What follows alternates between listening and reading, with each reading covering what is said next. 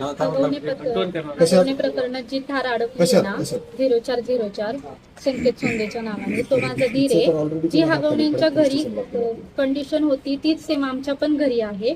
दोन्ही सुनांची त्यांची संकेत सोंदेची पण 2 लग्न झाली. आणि माझ्या बाबतीत पण मला हुंड्याच्या प्रकरणी वारंवार पैसे मागायचे. माझ्याकडनं माझे सगळे दागिने काढून घेतले त्यांनी. मला अक्षरशः हकलवून दिले घरातून, काही न देता. मुलगाच पाहिजे, मुलगी झालीये, त्याच्याबद्दल पण त्यांनी माझ्यावर आरोप केले. किती हुंडा मागितला होता काय नेमकं? त्यांनी 20 लाख मागितले होते आणि 20 लाख मी म्हणलं कुठून देणार, माझ्या घरच्यांची कंडिशन नाहीये. त्यांनी माझं पूर्ण फेस पेसिन मध्ये हे करून मला मारलं होतं. माझ्या पाठीवर पट्ट्यांचे वर सुद्धा होते, पण मी फॅमिलीमुळं ते पुढे येऊन दिलं नाही की माझ्या फॅमिलीला त्रास होईल. यापूर्वी कुणाकुणाकडे तुम्ही तक्रार केली? पोलीस स्टेशनला आणखी कुठे? काय पोलीस स्टेशनला केली, महिला आयोगकडे केली, सगळीकडे मी ऑनलाईन मेल पण पाठवले होते, पण मला तिथून काहीच रिप्लाय आला नाही. तुम्ही एक नाव घेताय उभे कोण आणि तिचा काय रोल आहे? शीतल उभे ही मुळशीमध्ये पोरी सप्लाय करते. तर तिने असे मुलींचे फोटो पाठवले होते, ते सिलेक्ट केलेले मी ते हे केले होते, स्क्रीनशॉट काढून घेतलं होतं. ती मुली सप्लाय करते मुळशीच्या मुलांना. पण तिचा काय रोल आहे सगळ्यांशी?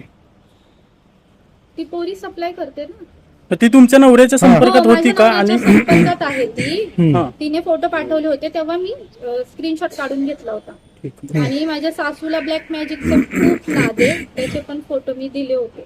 मग नंतर या सगळ्या प्रकरणानंतर काय बोलणं आलं तर सासूशी? कोणी काय म्हणलं, हाणलं मारलं तुम्हाला परत? ते मारहाण तर व्हायचीच कंटिन्युअसली. सासऱ्यांचं शिवीगाळ, दिराचं वेगळं, नवऱ्याचं वेगळं, प्रत्येकाचं वेगळं वेगळं होतं. मारहाण ही चालूच होती. 7 वर्ष झाली या गोष्टीला.